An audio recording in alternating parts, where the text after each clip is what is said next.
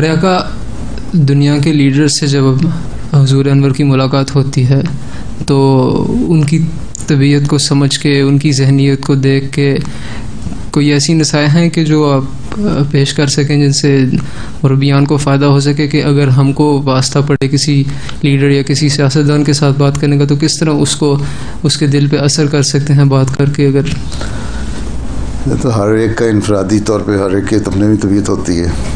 ایک عمومی چیز یہ ہے کہ تم لوگ مربیان ہو، مبلغین ہو، احمدی ہو، دلائل ہیں تمہارے پاس، براہین ہیں تمہارے پاس.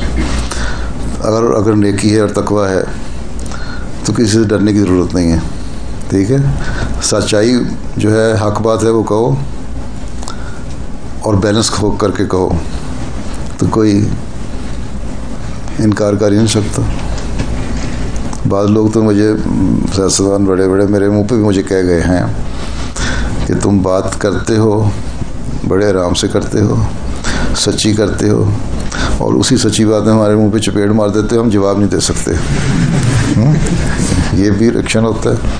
تو یہ طریقہ آنا چاہیے. بس یہ دیکھو ان کی اگلے کی نفسیات کیا ہے، کس طرح اس سے ڈیل کرنا ہے.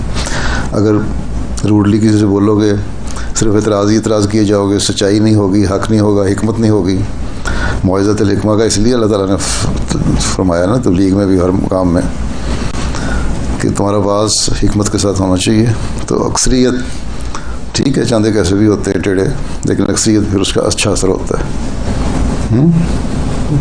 جزاکم اللہ حسنا.